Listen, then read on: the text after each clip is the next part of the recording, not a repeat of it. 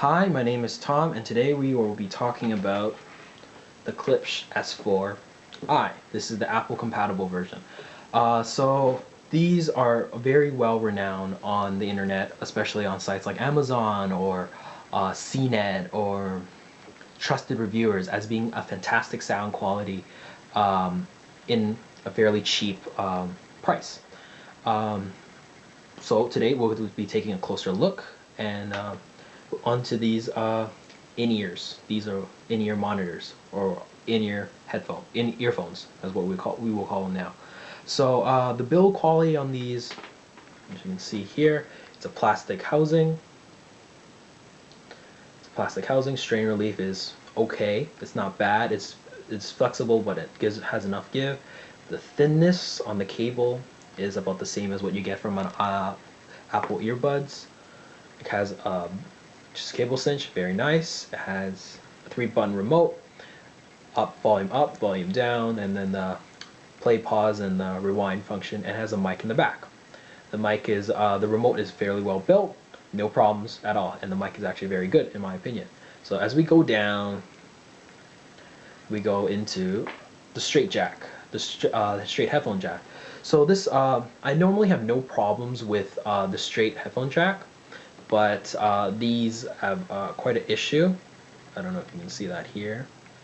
There's a little too much give here. I don't know why. There's actually 3 iterations of the Klipsch S4, and this the first iteration actually had a very sturdy, fairly sturdy right angle jack, and then it turned into a straight jack, which was still decently sturdy, and then it turned into this flimsy nonsense. This is actually rubbish in my opinion.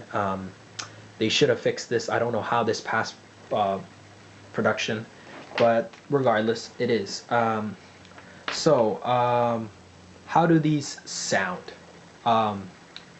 These actually, in my opinion, it has a very in the sound spectrum from the bass, the mid-range, the treble.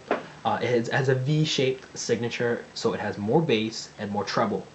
So the bass to me is a very punchy bass. It's a very it doesn't extend very far. It doesn't have that low end rumble that you want from like let's say, not you want, but like you can hear from like, let's say, a very good stereo system in a car.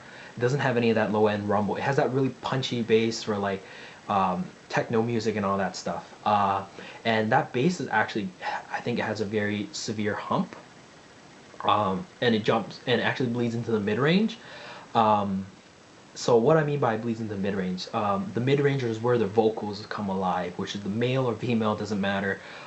Generally, that's where the mid-range is, and the lower mid-range is around usually where the male vocals are, and maybe some female vocals, and the female vocals are a little bit in the middle to upper mid-range. And I felt that just even like the vocals are not very clear, it's not very distinct, and like guitars and that, it was not very, it was very blurry to me. It didn't sound crisp and distinct. It just sounded, yeah, you can hear a guitar. That's it.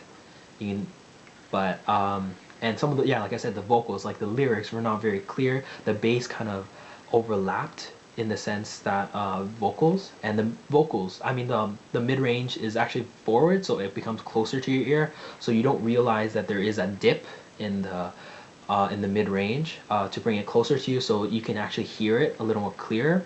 But even though you bring the mid-range is brought closer to your ear, that's what being forward mid-range is. It still didn't, it attempts to bring it clear, but imagine if they didn't, it would be behind that really heavy low end, that really punchy low end, and I didn't really appreciate that, and it made the vocal music sound very, it sounded very weird. And the fact that it's so forward, and to me, I don't like my mid-range forward. I like my mid-range more natural and the way it stayed.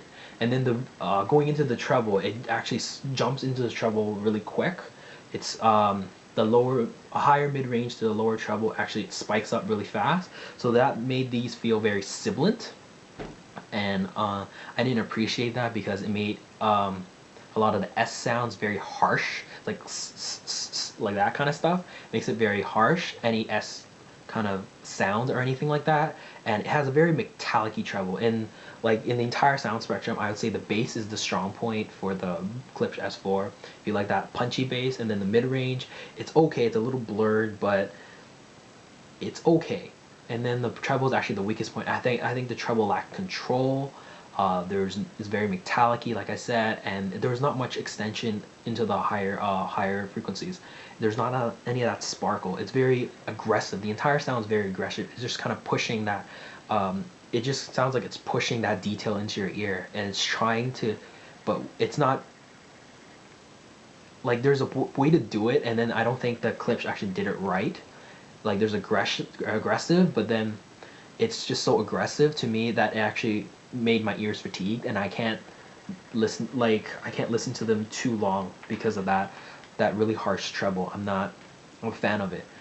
Initially, these are actually my first in-ears, and I was actually at the beginning very happy with the sound, but after listening to other in-ears, I realized how flawed these actually are, and I was kind of blurred by the hype on them, because there's a lot of hype on these, because I never liked Beats headphones or any of the Beats products really. I'm not a hater. I thought that they're overpriced, and I've actually listened to a lot of their over ears and the in ears, but that's for another time. And I wanted to look for some earphones specifically because they're so portable, that that has that similar bass, but that didn't have the insane price tag. These were about 115 when I bought it. They're found about 50 to 70 bucks on Amazon right now, maybe even cheaper if you don't get the iPhone controls. And oh yeah, the iPhone controls, they don't work. They're not fully compatible with Samsung or any other Android devices. They're fully compatible with Apple devices. And I think yeah, these are overrated. These are overrated. They're not bad, but I think that people are over recommending them as in-ears, but as a first pair of in-ears, I think they're okay. But like I said, they're overrated. I think you can find better sound for cheaper, and but I will the benefits of the good parts of this Klipsch is that it has good isolation. It's very comfortable because of the oval ear tips. I don't know if I said that earlier in the build quality section, but these oval ear tips fit my ear perfectly, and they actually sit very flush in my ear. I can actually do a quick demo.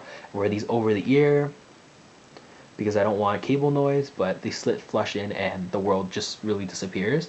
They're not the best at noise isolation, but they do a pretty good job for a Seal Dynamic earphone. So all in all, if you can get these for, say, I would say 30 to 40 bucks, go try them out. But I think at the 50 to $70 range, it gets a little fuzzy there, and I think you can get there's better options out there. But that's my review for the Klipsch S4i. I hope you enjoyed it. If you have any comments, feel free to leave it in the comments below, and I'll see you in the next review.